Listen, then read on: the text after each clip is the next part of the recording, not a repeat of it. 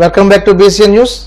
మురుగునీరు సక్రమ పారుదలతో వ్యాధుల నుండి గ్రామస్తులు రక్షణ పొందవచ్చని, దీనికి డ్రైనేజీ వ్యవస్థ ప్రక్షాళన ఎంతో ముఖ్యమని రాష్ట్ర public accounts committee chairman MLA Pudaparthi Ramanjaneyulu అన్నారు.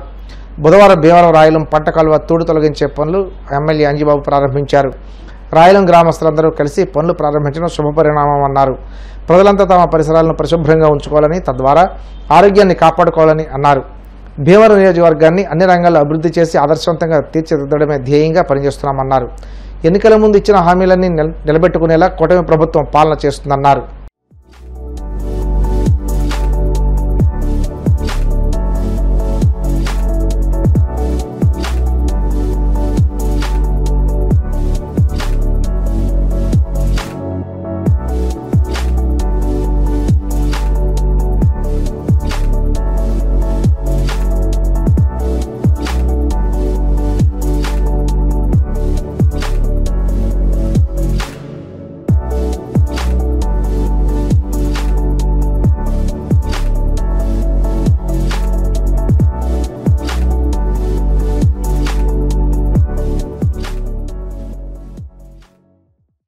ఈ కాలం నుంచి వచ్చే నీరు రాయలం 300 మందికి వాటర్ మంచినీళ్ళు ఇచ్చే కాలం ఇది. ప్రస్తుతం ఈ కాలం సంవత్సరం కిందట మేము ఇదే గవర్నమెంట్ వచ్చిన వృత్తం జరిగింది. అప్పటి నుంచి కూడా ఇప్పటి వరకు ఎవరో దీని జోలికి రావడం మర్చిపోయారు. ఇప్పుడు ఈ మురికి నీరు, మున్సిపాలిటీ డ్రైనేజీ వాటర్ అన్నీ కూడా ఇందులో కలిసి కలుషితం అయిపోయింది కనుక మా సొంత డబ్బులతో మా మిషన్ పెట్టి మేము ఈ కాలం ప్రక్షాళన చేస్తున్నాం. ఈ రాయడానికి మంచినీరు ఇవ్వడానికి దాన్ని ఈ అధికారులు, ఇరిగేషన్ వారు అవనండి, మున్సిపాలిటీ వారు అవనండి, ఈ కాలువల మీద శ్రద్ధ తీసుకుని మంచినీరు వచ్చే ఏర్పాటు చేయాలని చెప్పి కోరుకుంటూ ఈరోజు ఎమ్మెల్యే గారు వచ్చారు. ఎమ్మెల్యే గారు దృష్టిలో పెట్టాం. ఆ ఎమ్మెల్యే గారు వచ్చినందుకు మేము చాలా ఆనందంగా ఉన్నాం, సంతోషిస్తున్నాం. ఆయన దీని మీద చర్య తీసుకుంటారని చెప్పి ఆశిస్తున్నాం. సాక్షి మీడియా గొంతు నొక్కాలన్న లక్ష్యంతో సీఎం చంద్రబాబు కుట్ర చేస్తున్నారని మాజీ మంత్రి ఆర్కే రోజా ఆక్షేపించారు. ఆ దిశలోనే వ్యూహాత్మకంగానే సాక్షి కార్యాలయాలపై దాడులు చేయడంతో పాటు సీనియర్ జర్నలిస్ట్ కొమ్మినేని శ్రీనివాసరావుపై తప్పుడు కేసులు బనాయించి అరెస్ట్ చేశారని ధ్వజమెత్తారు. కూటమి ప్రభుత్వంలో మహిళలకు రక్షణ లేకుండా పోయిందని, రెడ్ బుక్ రాజ్యాంగంతో రాష్ట్రాన్ని సర్వనాశనం చేస్తున్నారని ఆగ్రహం వ్యక్తం చేశారు. హోంమంత్రి మహిళ అయి ఉండి కూడా రాష్ట్రంలో మహిళలు, బాలికలకు రక్షణ కల్పించలేని దయనీయ స్థితిలో ప్రభుత్వం ఉందని దుయ్యబట్టారు. డైవర్షన్ పాలిటిక్స్ లో రెడ్ బుక్ రాజ్యాంగం అంటూ పోలీసుల్ని కేవలం వైఎస్ఆర్ కాంగ్రెస్ పార్టీలో ఉన్న నాయకులకి, సింపథైజర్స్ కి తప్పుడు కేసులు పెట్టి వాళ్ళని అరెస్ట్ చేయించి వాళ్ళ జీవితాలు నాశనం చేయడానికి ఉపయోగిస్తున్నారు కదా. నిన్నైతే మరీ ఘోరమైన విషయం. అసలు ఇది రెడ్ బుక్ రాజ్యాంగానికి పరాకాష్ట. కొమ్మినేని శ్రీనివాసరావు గారు అంటే చేతులెత్తి నమస్కరిస్తారు. అంత గొప్ప జర్నలిస్ట్. 70 ఏళ్ల వయసులో ఆయన మీద ఎస్సీ ఎస్టీ తప్పుడు కేసు పెట్టి ఈరోజు హైదరాబాద్ నుంచి ఎలా మీరు తీసుకొచ్చారో ఈ రాష్ట్ర ప్రజలు అందరూ కూడా గమనిస్తున్నారు. దీని గురించి మనం నిజంగా చాలా క్లియర్ కట్ గా మాట్లాడుకోవాల్సిన అవసరం ఉంది. ఆంధ్రప్రదేశ్లో ఎవ్రీ మార్నింగ్ అన్ని పేపర్లో ఉన్న హెడ్లైన్స్ ని డిస్కస్ చేసే క్రమంలో అమరావతిలో ఏ విధంగా రైతుల దగ్గర ఇప్పటికే 50,000 ఎకరాలు లాక్కొని వాళ్ళకి ఇంతవరకు ఏం చేయకుండా ఇంకా 50,000 ఎకరాలు దోచుకొని వాళ్ళు రియల్ ఎస్టేట్ చేసుకోవాలన్న క్రమంలో ముందుకు వెళ్తుంటే అక్కడున్న రైతులు తిరగబడి ఇవ్వకుండా వాళ్ళ మీద ఎదురు తిరుగుతుంటే అది ప్రజలకు తెలియకూడదని దాని మీద సాక్షిలో డిస్కషన్ రావటం అనేది వాళ్ళకి నచ్చలేదు. డిస్కషన్ కు వచ్చిన ఒక జర్నలిస్టు ఒక మాట ఏదో మాట్లాడారని దాన్ని ఆ క్షణంలోనే కొమ్మినేని గారు ఖండించారు.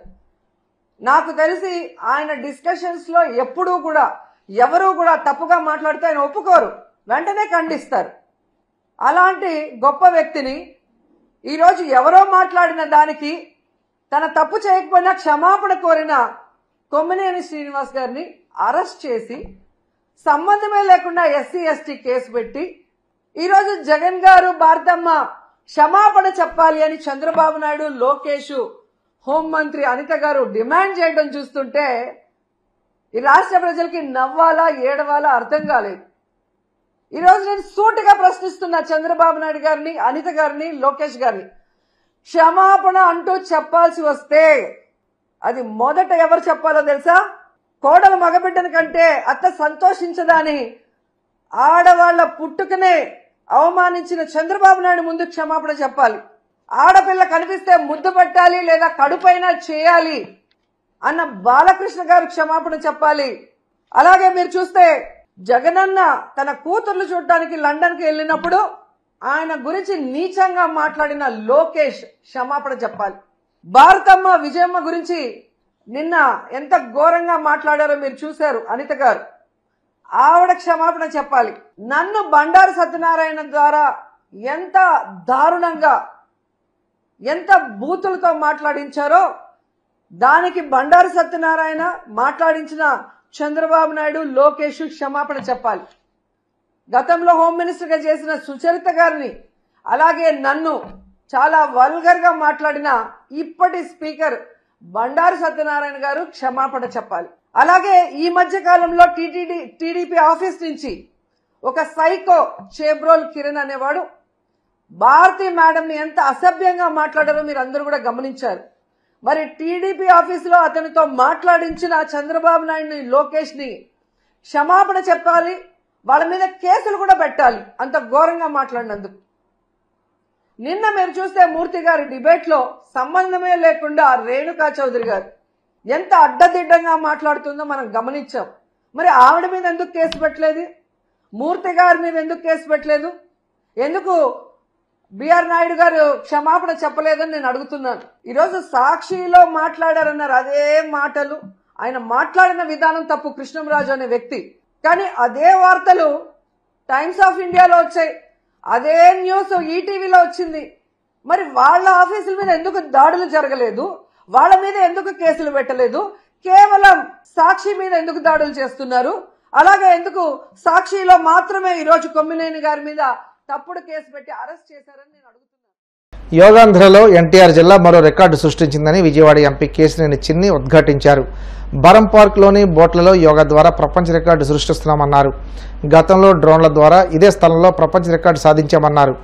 బోట్లు పంట్ల మీద 1000 మందికి పైగా యోగాలో పాల్గొనడం ఆనందంగా ఉందన్నారు. జూన్ 21వ తేదీన ప్రపంచ యోగా డే సందర్భంగా ఏపీలో నిర్వహించే కార్యక్రమంలో 2 కోట్ల మంది పాల్గొంటారని వెల్లడించారు. విశాఖపట్నంలో ఒకేసారి 5 లక్షల మందితో యోగా చేయడం ద్వారా మరో రికార్డు సిద్ధం అవుతున్నామని అన్నారు. ఏపీ సీఎం చంద్రబాబు యోగాకు ఎంతో ప్రాధాన్యత ఇస్తున్నారని ఉద్ఘాటించారు.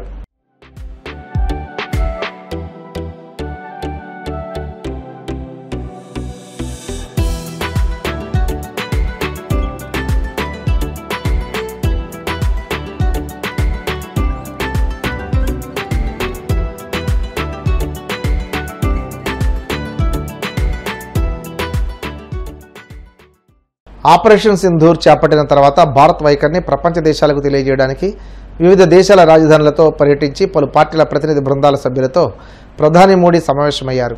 ఈ సందర్భంగా ప్రతినిధి బృందాల సభ్యులు తమ పర్యటన అనుభవాలను ఆయనతో పంచుకున్నారు. ఈ సందర్భంగా కాంగ్రెస్ ఎంపీ శశి థరూర్తో ప్రధాని మోడీ ప్రత్యేకంగా ముచ్చటించారు. ఆయనకు షేక్ హ్యాండ్ ఇచ్చి అభినందించారు. విదేశీ వ్యవహారాల శాఖ మంత్రి ఎస్ జయశంకర్ ఇప్పటికే ఈ ప్రతినిధి బృందాలతో సమావేశమై పాకిస్తాన్ ప్రేరిత ఉగ్రవాదంపై భారతదేశం యొక్క బలమైన వాదనలను ప్రపంచానికి తెలియజేయడంలో వారు చేసిన కృషిని ప్రశంసించారు.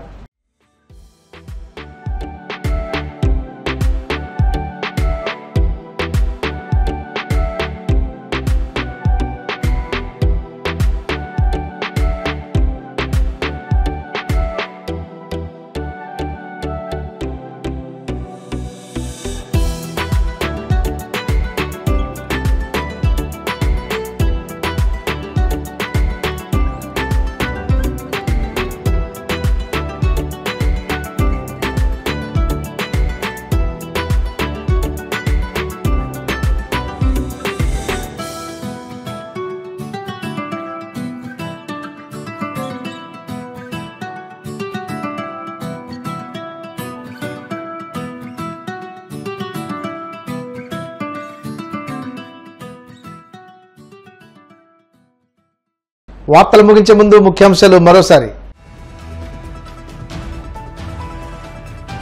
యోగా ప్రతి ఒక్కరి జీవితంలో భాగం కావాలన్న హోంమంత్రి అనిత, ఆరోగ్యకరమైన జీవన విధానాన్ని యోగా మంచి సాధనమని వెల్లడి.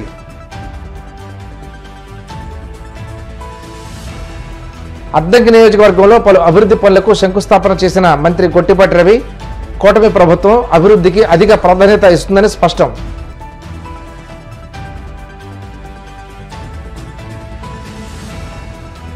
డ్రైనేజీ వ్యవస్థ ప్రక్షాళన ఎంతో ముఖ్యం. రాయలం పంట కాలువ తూడు తొలగించే పనులను ప్రారంభించిన ఎమ్మెల్యే అంజిబాబు.